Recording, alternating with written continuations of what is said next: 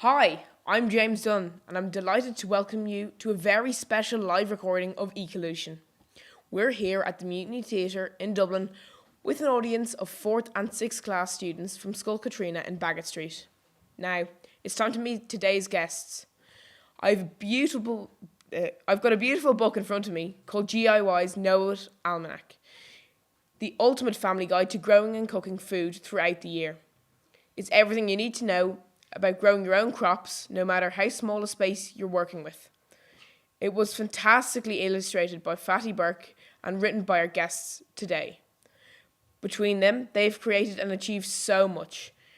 Muireann is a multi-talented creator of RTÉjr's hit series, Dig In Diner, and so many others. Michael Kelly is an author, a broadcaster, and founder of GIY, Grow It Yourself, back in 2008 to inspire people to get growing themselves. And together they've written this amazing book. Muireann and Michael, welcome to Ecolution. That's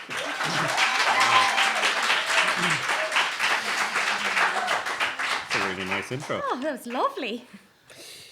Okay, so could you tell us a little bit about what exactly GIY is and how it started? Yeah, so GIY is we're a social enterprise, which means we're basically a company that tries to do good in the world, and we try to get people to grow some of their own food, because we think that the way to get people kind of interested in where their food comes from and understand it a bit better is to try growing some of it themselves. So we basically help children and adults and anyone we can to grow food wherever they can. And we started about 10 years ago, and it's been a crazy journey. Perfect. This is the Know It Almanac here. It's a big, bright, colourful and fascinating book. It's not an almanac. It is an almanac, but we've invented our own word, haven't we, Mick? Because we're kind of know-it-alls. Well, we think we know it all about food and growing and everything.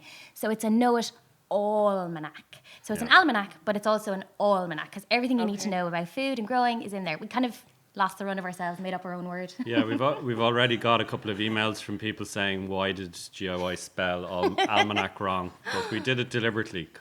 We can spell, we really can. Yeah, most of the time. One of the characters in the book is Monty Sheddington Potts. Could you tell us about him?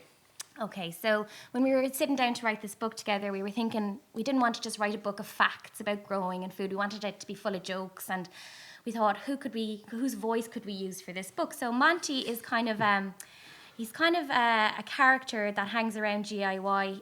There's a few characters around GIY, aren't there? This kind of growers, loiters, who knows an awful lot about growing, have been growing for years, and we thought it would be a great crack if we wrote all of our story about food through his experiences and his kind of sense of humour. So he's a bit cracked, but he's great fun. He's a terrible poet. You'll see his poems throughout the book. Terrible poet, terrible. Yeah.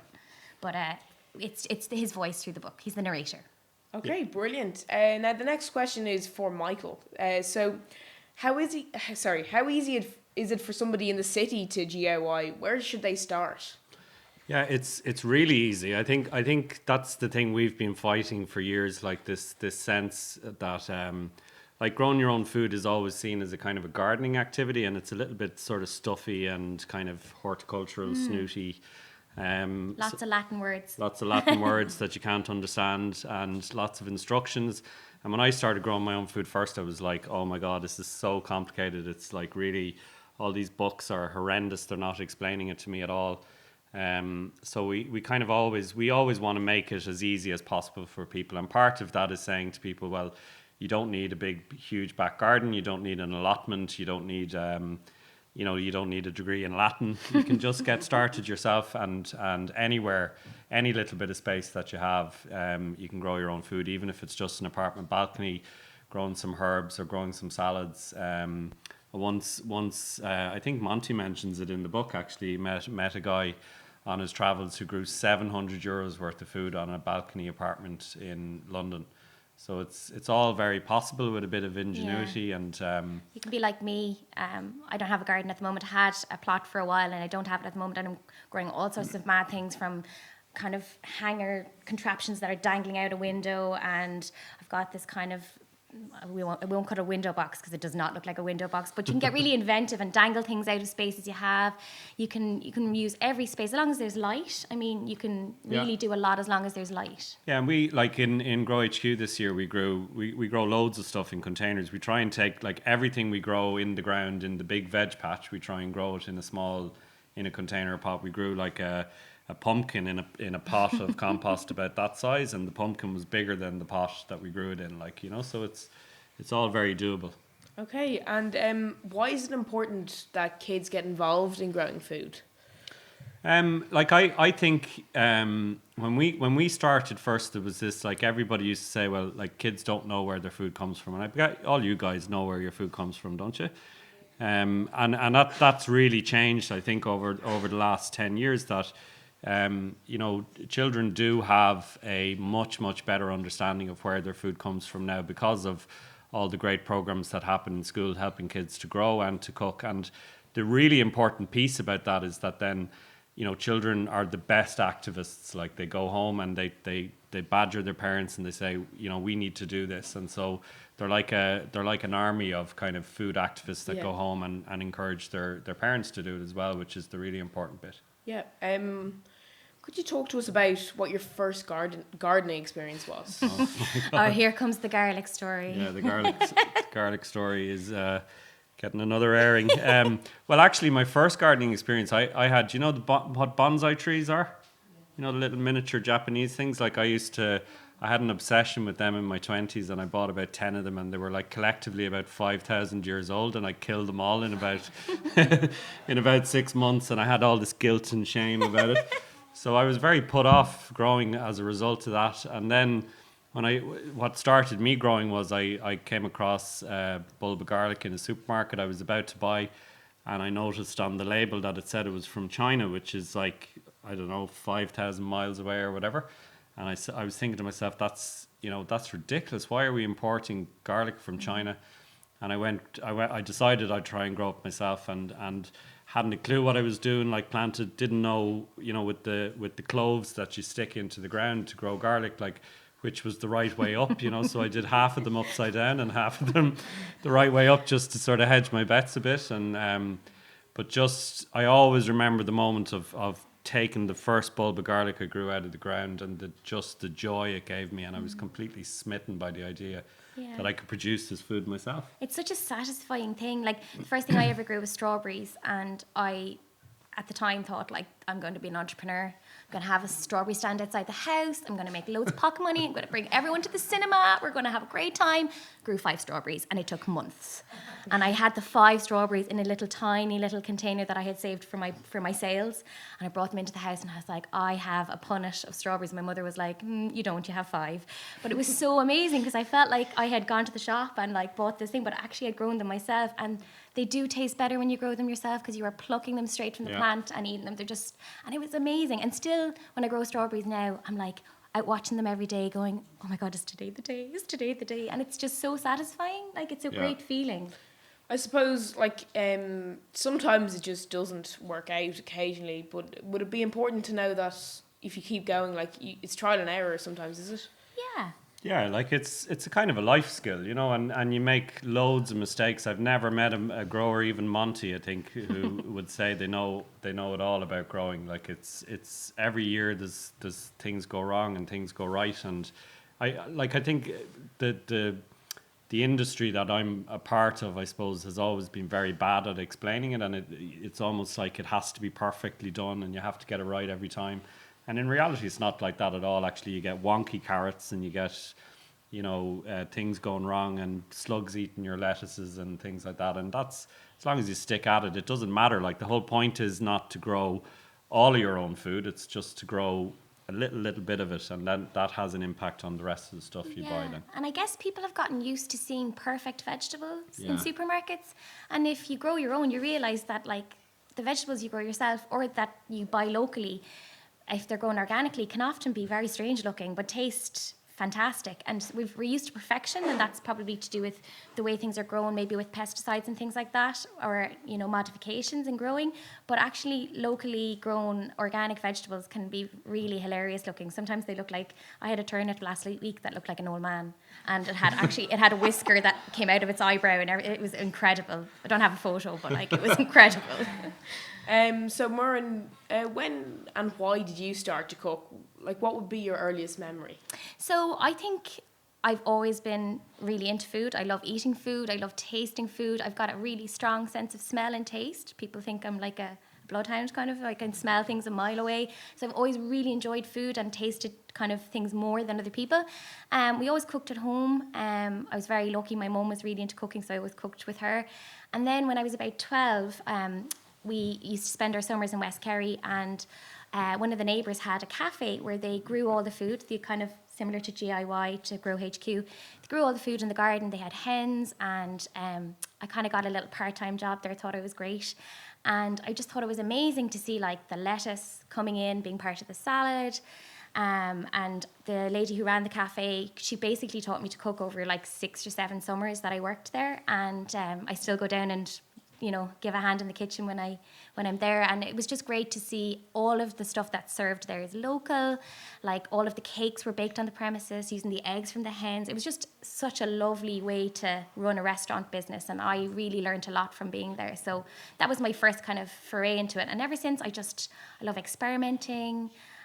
We had a conversation about this a while back where Mick was like, you know, Mick was saying, my wife can cook without a recipe. She just kind of goes to the cupboard and lashes a load of things together. And he's like, I need a recipe and I need to know the measurements. And I'm like, I'm the opposite. I'm like, I'm a nerd, basically. You're trying to say that in a nice way. Yeah. Just say it out. You know? I'm like freestyle. I go into the kitchen, throw on some music. I'm like, what's in the cupboard? Like last night we had a courgette and we had an onion, and I made a kind of a weird toasty courgette with onion and cheese. And my husband was like, I thought we had no food in the house. And I was like, we had a courgette. You know, so it's all about experimenting. I'm the total opposite to that. Like, I feel a little sick even listening to you being so freestyle. I'm like, I have to have, and if I'm missing one ingredient, I'm like, I have to go to the shop. That's it, you know. But I think it's about like being playful with it, like kind of going, what would apple and cheese taste like? You know, is that a nice combination? Would that make a nice toasted sandwich?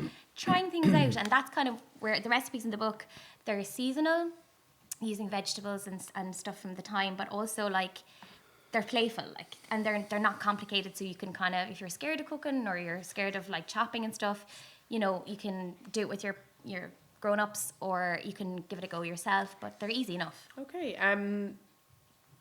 What difference do you see in cooking food that you've grown yourself? I mean, I've grown kind of limited amounts of. I've grown carrots. I've grown onions. I'll tell you, I've grown spuds, and that was really hard. I thought, but the satisfaction of growing them and then making my own chips with them was just like the most amazing thing ever. I thought that was very rewarding, you know. Yeah, we always hear people say to us, James, if like I grew something myself and it just tasted amazing. I can't, like, why does it taste so amazing? And what's, like, I had a carrot and it tastes the way carrots used to taste, or like it tasted like a carroty carrot. I heard someone saying to me. And actually, there's a little bit of science behind why that actually is. Like, food that's grown in really nutritious living soil and that's eaten almost straight away after it's been taken out of the soil has got, you know, more nutrients in it and is healthier for you, and tastes more delicious. Like, that can be actually proven with like a thing called a refractometer, which kind of measures how much sugar that's in it and so on. And as soon as you take the veg out of the ground, my mother used to say to me, when you pick sweet corn off the plant, you should run from the veg patch into the kitchen to get it into a pot of water, because it's changing straight away, and it's effective. Like, so the thing that's good for you about that sweet corn, and its sweetness is changing immediately. So the quicker you get it onto a plate and get it into your mouth, the better it's going to be for you, and the sweeter it's going to be. So, like, I think that's the point. When people grow their own food, they're like, oh my God, this just tastes amazing, and it tastes better than even the organic veg that you buy in the shop. Which is a great thing, I think. And I'm always really skeptical about carrots, especially because carrots, if you don't buy good quality carrots, they don't taste very carroty, as you were saying. Yeah. But also, people overcook carrots so much so they have no taste and they're just like soggy and terrible. Like carrots need the tiniest bit of cooking. We've got instructions about how to cook them in the book. But like people over boil their vegetables a lot, so then they don't realize that actually the vegetable probably was tasteless to begin with. Yeah, exactly. If you only cook your vegetables to the very bare minimum that you're supposed to, they should be very sweet tasting and lovely. I tried to grow potatoes myself, and I got a disease, so we couldn't eat them. So Well, the potatoes did. yes, You got a disease. I didn't know the potatoes got a disease, and there was like holes in them and stuff, and it just wasn't working out. So, what is the craziest fact that you discovered about what we grow in Ireland? Well, I think the craziest thing is that we don't grow a lot at all anymore in Ireland. I think that's the bit that we kind of forget, that we've got you drive around Ireland, you see lots of fields and you think we grow lots of food, and we do grow lots of beef and we grow lots of dairy, but beyond that, when it comes to vegetables in particular, we're importing almost all of the veg actually, which is terrible. And we've got, we don't appreciate the vegetables that we do grow in Ireland as much as we can. They're always on special offer in the supermarket, which I'm allergic to. And we had loads of growers. We had about 600 growers even as 15 years ago. Now we've about 150 people growing veg in Ireland, so it's very hard for them, and climate change makes it even harder for them because the weather is more unpredictable and so on. So I think that's the strangest thing, that this food that everybody tells us is the food that we should be eating for our health and for the health of the planet. We don't have a reliable Irish source of it, and I think if we valued veg more, and by growing it and cooking it yourself, I think you do value it more. I think we'd be more likely to support our local growers who do such brilliant work, Yeah. Okay, so some kids they're not fans of veg. Yeah. Is there any advice that you could give to someone who wanted to start eating and possibly growing some veg? Well, eating wise, I think it's about buying, like I said, they're buying good quality veg and not overboiling the bejeenie out of it, because I think that's what happens a lot, is people lose the flavour and then they're like, oh, that's just a load of mush, I'm not into it. I always think, like, start with root veg if you're not into vegetables, because root veg, you can roast them and they're quite sweet. You can maybe dress them up with some balsamic vinegar if you want extra sweetness, or if you want to have some red onion with it, and that is a good entry into the vegetable world before you start going for all the bitter greens. If you're not into Brussels sprouts, you might have to work up towards that. Yeah. How many people, hands up, who likes Brussels sprouts? Like, not me. Almost, well, maybe 3 or 4. How many people like coleslaw? Not me. Yeah, a good few more. So, like, I always think with Brussels sprouts, like, we only think about them as something that you eat at with your Christmas dinner. But there's Brussels sprouts available in Ireland from like August through to probably February of next year. And they're basically just cabbage, and coleslaw is actually raw cabbage and raw carrot. We kind of forget that. Brilliant way to eat raw veg, and you can use Brussels sprouts in a coleslaw by grating them up. So a lot of it is down to how we cook things, I think, and a sort of we're in a bit of a prison when it comes to how we categorize different veg, So we have a character in the book called Russell Sprout, because we love that idea that it's one of those veg that really polarizes people. Some people hate them and some people love them. So Russell is trying to get into the book all the time and isn't allowed. And then eventually at the end he gets so fed up he goes off and travels around the world and joins an ashram and learns how to meditate and all of that, because he gets so fed up. And if you count, like, he's like, if you look at all the pages of the books, kind of like Where's Wally, he's always trying to get in on the action, being like, when's my chapter coming up? And I'm not going to do spoiler alert. Yeah, spoiler alert, but he does get a little bit of a moment in the sun at the end, which is nice. Yeah. You spoke about root vegetables. Could you just give the guys an idea of what root vegetables consist of? Does anybody, what are root vegetables? Anybody know a root vegetable? Yeah? Root vegetables are carrots and potatoes that grow in the ground. They're like from the roots. Yeah, Exactly. Carrots and parsnips. And basically the root is the vegetable, so that's exactly what you were saying there. And like the thing is that root vegetables, I suppose, they are they tend to be quite sweet because the root, I suppose, maybe I'm wrong on this, the root is holding a lot of the nutrition for the plant, so they're kind of And that's why they're so good for us, because as you say, the bit we eat is the root of the plant, and the root is the bit that's down in the soil looking for food and water to feed the plant. So as a result, when you eat the root, it's really brilliant for you, you know, and it tastes really sweet. Full of nutrition. Yeah. Yeah. So it's November right now, and most people can't plan past Christmas.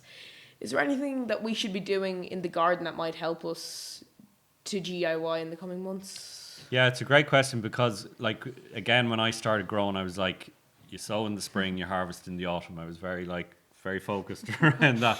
And actually what you learn is you're kind of sowing all year round, actually, with the exception of maybe December and January. It's you can sow all year round. So at this time of the year, you can sow the garlic, which I'm obsessed with, obviously. You can sow garlic right up to the shortest day of the year, which is the 21st of December, I think. You can still sow broad beans at this time of the year. You can still sow salad leaves if you grow them sort of undercover in a greenhouse or inside in the house. So there's loads of things you can still be sowing, and then as you rightly say, it's all about getting ready for next year as well. So if you don't have a raised bed in the garden, get one. If you do have raised beds, you always have to feed the soil to put back the nutrients that you took out of it from by growing food in it. So this time of the year, it's all about getting ready for next year. But don't forget to keep sowing. That's the key to it. You need kind of little and often all the time. And broad beans are really great. Like if you have a school garden or even a small space in your school, broad beans grow really quickly, and they're really, like a really enjoyable thing to grow, because you can kind of see the payoff quite quickly, can't you? Yeah. But also, I know people eat a lot of chickpeas and a lot of kidney beans and all that kind of stuff for curries and things like that in Ireland, but broad beans are actually a really good bean that grows in Ireland that can be used in curries, salads. You can actually make broad bean hummus if you're brave. They're a really great bean to have in your kind of pantry. Absolutely. Yeah. So there are lots of herbs that we could grow even on our windowsills. How could we use these to add new flavour to our cooking and to our meals that we wouldn't usually have? Oh, I'm sure lots of people here have had herbs in their food. Who here has had basil? Yeah. Oh yeah. What's the sauce that basil is in? Pesto, yeah.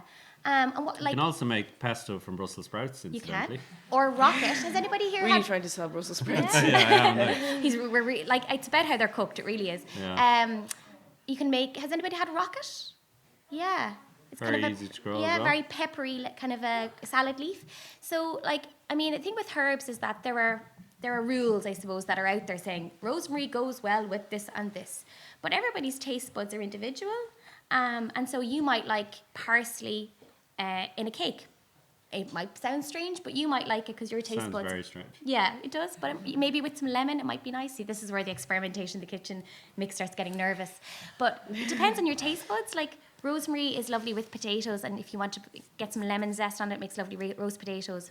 We all know basil is good with tomato. There are lots of combinations, lots of rules. And in the book, actually, on the eat pages, we have kind of the history of how herbs were used, how to grow them every month. Yeah. So we've picked our favourite herbs, and they're all on the eat section of the book. Do you know the mad thing about herbs, right? I'll just tell this one story really quickly. I drove into a supermarket one time, right? And right in front of me, when I parked up the car, there was this rosemary bush. Like, rosemary is really easy to grow. And the rosemary bush was about 4 meters wide, and we'd have rosemary for the whole room, all of us in here for our lamb dinners for the rest of our lives. There was that much rosemary there, right? And out of kind of contrariness, I went into the supermarket, and lo and behold, there was a whole shelf full of herbs, and there was a pouch of rosemary on the shelf with 6 little sprigs of rosemary for $2.50 or whatever, and they were the rosemary came all the way from Kenya. Wow. And I was going to stand in front of it and sort of say to people who came up to buy it, it's free rosemary out in the car park. What are you doing? But I probably would have got arrested, so I didn't do it. Yeah, so you were talking there about obviously rosemary coming from Kenya and stuff like that. So why is it so important for people to be aware about where their food has come from? Well, it comes back to what we were saying earlier about the importance of freshness. So, we talk about fresh food, and we don't sort of say why that's important. It's important because the food tastes better, number one, and it's better for you because it's fresh. It's more nutritious. So knowing where your food comes from means you're you're prioritizing eating food that at its, you know, that's best for you and also tastes the best. And I mean, the rosemary from, where did I say it was from? Kenya is only one example. Like every time you go to the shop, you'll see apples on the shelves at the moment from North America, even though it's apple season in Ireland. You'll see strawberries from Israel during strawberry season in Wexford. You know, it's just the norm now. So when you go to buy food, or whoever's doing the food shopping, you have a choice to make, and you can say, I'm not going to buy that because it's not grown in Ireland, and it's not in season, and I'm going to choose the local seasonal alternative instead. Yeah. Okay, so Muireann, how can kids make an impact on climate change from their kitchen? Well, just what Mick was saying there. I mean, we're all so used to having things all year round. So, like, we're used to having strawberries whenever we want a strawberry, and we're used to having, you know, blueberries whenever we want a blueberry. And the thing is that my grandmother used to always say, she used to say, you enjoy foods more when you don't have them all the time. And I always thought, oh, that's not true. It's a real granny thing. It's a real granny thing to say. But actually, you know what? I think she might be right, because if you wait for the season for strawberries and you have them when they're at their best from your local area, they're going to be the best strawberries you've ever had. Yeah. So, you know, it's about maybe making choices, changing your menu around the year, picking kind of, you know, I suppose, things that are growing locally, and trying things that are domestic to your country, and not always going for the sweet potato that has to be imported. Yeah. Okay, so just last couple of questions. How can we improve the biodiversity of the spaces that we use to DIY? Like I think people talk a lot about rewilding and letting things grow wild.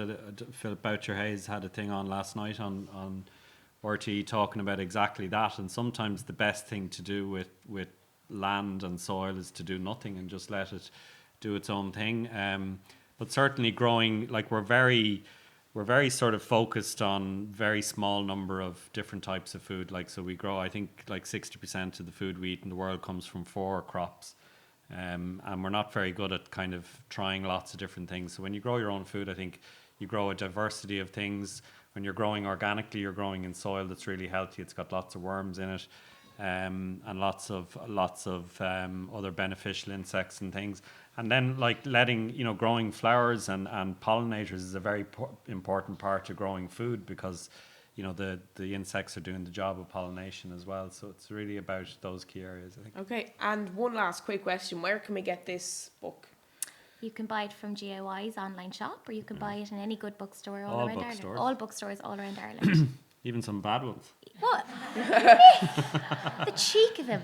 No bad bookstore would stock available everywhere. our book. And I mean, we designed it so that it's like the biggest, brightest book on the shelves. So you can't miss it. You can't. Yeah, you can see it's really, really colourful, and it's coming up to Christmas, so it's a really, really nice present to get or to give. Thank you. It's really nice. And we are going to give 2 copies of the book to you guys, to your school, so you'll have a copy of it there.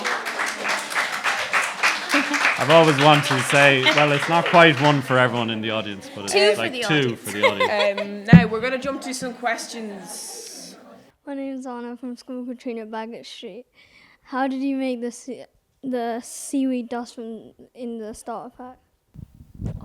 Oh, that's a great question. Yeah, so it's basically a dried seaweed. So seaweed is a brilliant thing for feeding the soil. Do you remember I was saying earlier on that when you grow food in soil, you have to put back the kind of the nutrients that you took out of the soil, and seaweed is a brilliant way to do that. So there's basically 2 ways you can do it. You can go to the beach and collect seaweed. Any loose seaweed that's washed up is fair game, that you can bring it home and literally sit it on top of the soil, and as it breaks down, it puts all that food back. Or then you can there's companies who basically dry the seaweed and then grind it into a powder, which is much easier than you can just sprinkle it onto the soil. So that's a great question. Yeah, great. The other things you can use, there's a lot of fart jokes in the book and manure jokes as well. You're spoiling all the good parts. So the other thing you can use, and it was used for thousands and thousands of years. People used the manure the poo from animals, hens and cows and ponies and everything. It's a dirty job, but someone's got to do it. And that also can be used to feed the soil instead of seaweed, or as well as seaweed. If you want to kind of collect poo from animals, that is, which is not so nice. My name's Connor. I'm from School Katrina Baggett Street. How long did it take for you to make the DIY cookbook? We were just talking about that this morning. It Too took long. a very long time. So probably 2 years.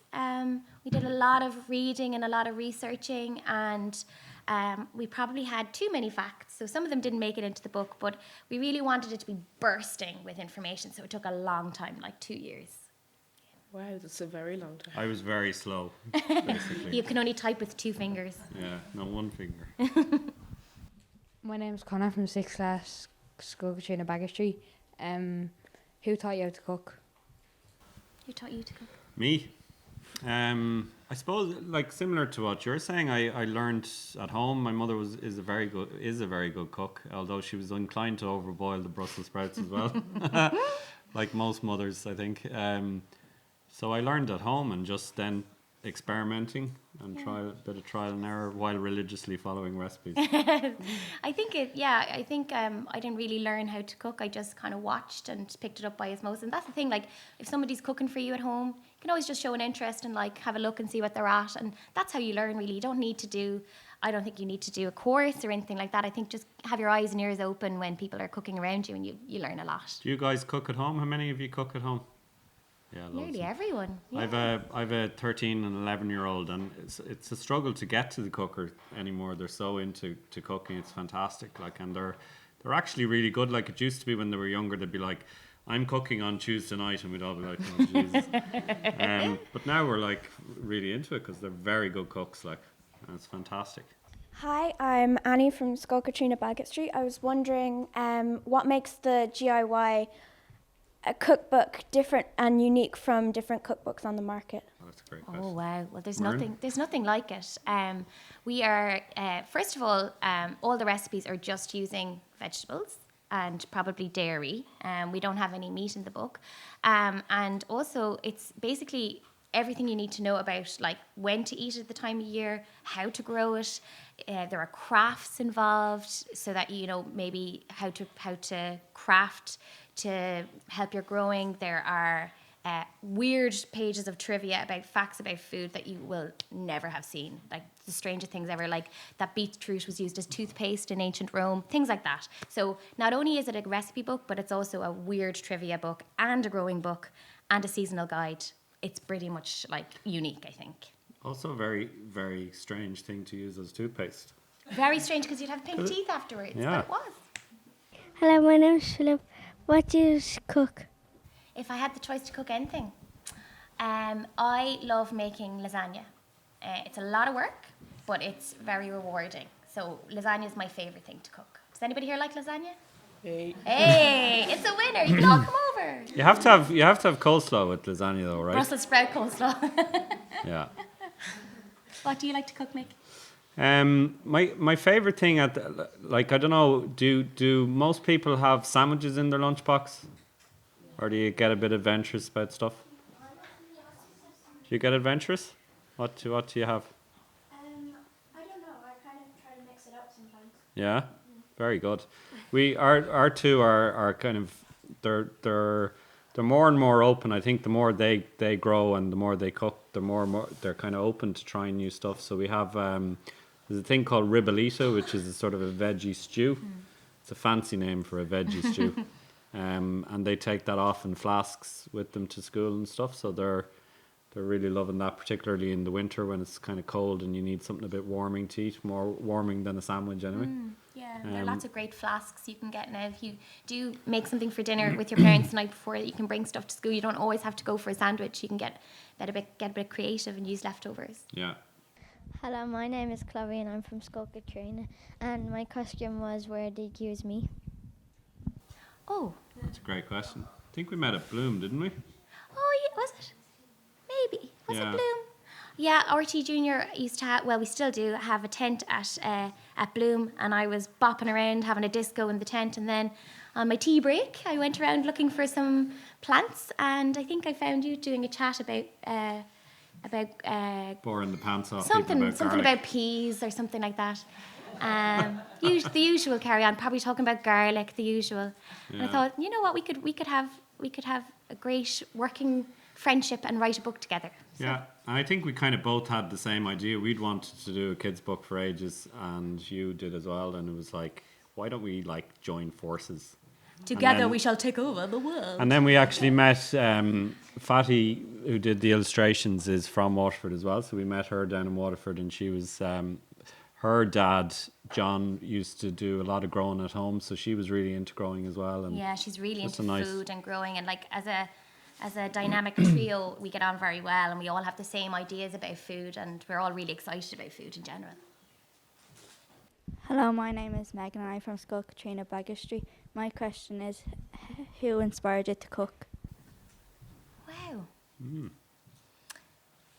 I suppose it's a combination for me between my parents and then that cafe where I said I worked when I was a teenager. The owner was a lady called Anya, and her cafe was called Cafe Anya, and she was Great a really she was a real inspiration to me because she really showed me that there should never be a waste. She used to use everything, and I think I got that whole making a weird courgette sandwich challenge from her, where I kind of find what's in the fridge and try and turn it into something. So she inspired me, I think. My name's Divine from 4th class School Katrina Baggett Street, and my question was, what have you cooked any Italian food? Oh yes, I love Italian food. I'm a pasta-aholic. I can't stop eating pasta. Sometimes I have to make myself stop eating pasta or I might burst. But my favourite Italian thing to cook, as I said, was lasagna. And another thing I like to cook is a caprese salad. Has anybody ever had caprese salad? Yeah. Mozzarella and basil and tomato. It's really, really nice. So that's one of my other favourite Italian things to cook. Thank you. Although, like most people, I have a pasta maker that I bought with great intentions, and it's in the back of a cupboard somewhere. It hasn't been taken out in 8 years. So. I'll take that off your hands. Mine broke last week. Okay, so guys, thank you so much for your time, and I really look forward to reading and following the guide of your book. It really is amazing to see that Ireland have this amazing almanac. Very good. Know it almanac for people to learn all about growing, and I think it's really fantastic. Thank you so much. Thanks a million.